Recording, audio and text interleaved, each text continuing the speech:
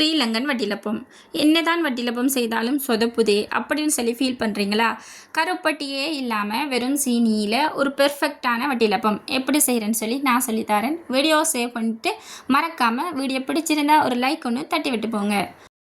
அடுப்பில் ஒரு பேன் வைத்து பேன் சூடாகியதும் 50 கிராம் சீனியை சேர்த்துக்கொள்ளுங்க. இப்போ சீனி நல்லா கருவி ப்ரௌன் கலரில் வந்ததும் இதில் சுடு தண்ணி சேர்த்துக்கொள்ளலாம். இப்போ இது கூட இன்னொரு 200 கிராம் சீனியை சேர்த்துக்கொள்ளலாம். சீனியை சேர்த்துட்டு நல்லா கலந்து விட்டுக்கொள்ளணும். இப்போ சீனி இது கூட சேர்ந்து நல்லா மெல்ட் ஆகி ஒரு பாகு கன்சிஸ்டன்சி வந்ததுக்கு பிறகு இதில் ஏலங்காயும் பட்டையும் இடிச்சிட்டு நம்ம சேர்த்துக்கொள்ளலாம். அது நல்லா வாசமாக இருக்கும். இப்போ இதையும் சேர்த்துட்டு நல்லா கலந்து எடுத்துக்கொள்ளலாம். இப்போ கூடவே இது கூட உப்பு சேர்த்துக்கொள்ளலாம். இது கூட கெட்டியான தேங்காய் பால் 200 ml சேர்த்துக்கொள்கிறேன்.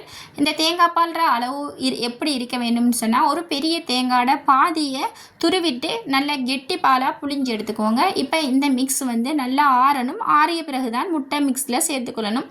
இந்த வட்டிலப்பம் செய்கிறதுக்காக வேண்டி நான் 6 முட்டை எடுத்திருக்கிறேன். இப்போ ஒவ்வொரு முட்டையாக உடைச்சி ஒரு பவுலில் சேர்த்துக்கொள்கிறேன். இப்போ இது கூட வெனிலா எசன்ஸ் சேர்த்துக்கொள்கிறேன். 1.5 டீஸ்பூன் அளவுக்கு வெனிலா எசன்ஸ் சேர்த்து ஒரு விஸ்க் வைத்து கலந்து விட்டுக்கொள்கிறேன்.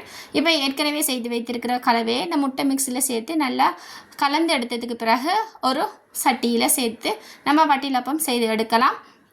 இதற்காக ஏற்கனவே குக்கரில் தண்ணி வைத்து அடுப்பை ஓன் பண்ணி விட்டுட்டேன். இப்போ தண்ணி நல்லா கொதித்ததும் இலப்ப மிக்ஸ் அதில் வைத்து ஒரு அரவருக்கு பிறகு எடுத்தோம்னா சூப்பரான பெர்ஃபெக்டான நாவில் கரையும் வட்டிலப்பம் உடனே ரெடி பண்ணிடலாம்.